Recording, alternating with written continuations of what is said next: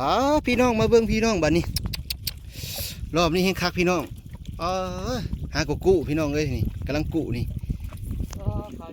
ขาวจั่วเลยพี่น้องรอบนี้หมานคักเลยดิหอบซองเลยนี่พุ่นยังอยู่ในน้ำพื้นน้ำพุ่นตอนเดียวโมเมนต์5 โล 10 โลยังพันได้นั่นมดทดตอนเท่านี้ตัวรอบนี้รอบก่อนนี่ได้10 โลพี่น้องรอบนี้อีกบัดนี้อันนี้ก็ประมาณ5 โลแล้วนี่ยังหันได้กู้มดเถื่อ หมานคักตัวนี้มาเด้อพี่น้องปลดปลาซอยแน่บัดนี้ จากสิปลดทันว่าบัดนี้ร้ายคักฝุ่นโปมองของเฮายังอยู่พูนพี่น้องเลย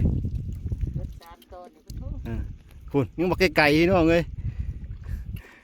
มารอรุ่นนุ่งกันอีกตอนปลายพี่น้องอันนี้ฮะก็เริ่มต้นพี่น้องเลยนี่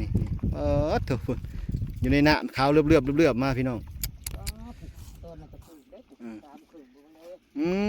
ฝุ่นดิฮะก็เมื่อตอนหนึ่งพี่น้อง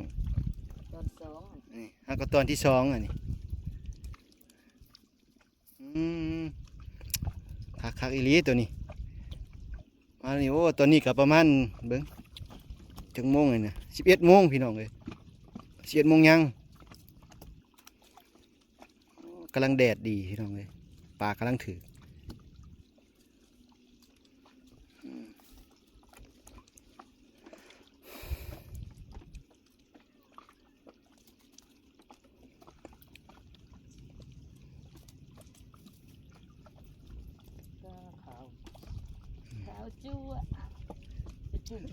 จุ่มละ4 จุ่มละ5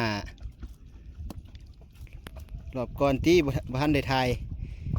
ขาวโป๊ะมาก่อนเลยเป็นลำเลย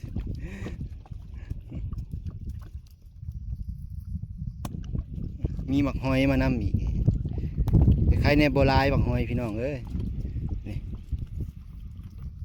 กันหมักหอยลายนี่ก็มองห้ำก็บ่ได้ป่าได้พี่น้องเลยนำแกะไปนำ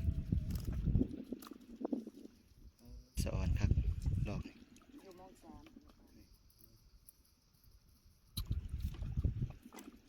ปลามอง3 เส้นพี่น้องมันคักเลยตัวนี้เบิ่งดูบ้านี้ตอนต่อไปเป็นอะไรเริ่มเห็นมีหอยแล้วได้บ้านี้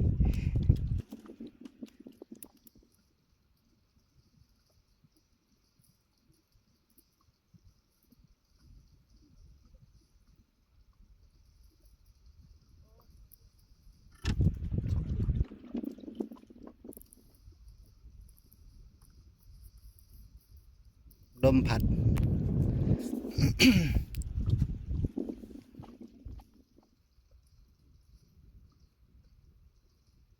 หอยเอาหอยไปถึงหัวเหือถ้าสั้นก็ได้เอาปลาไปหันก็จะค่อยปิดเอาหลายหอย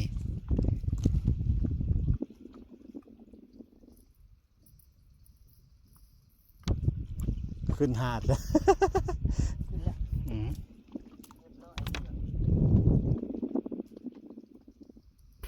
เอาซ้ำนี้ก่อนพี่น้อง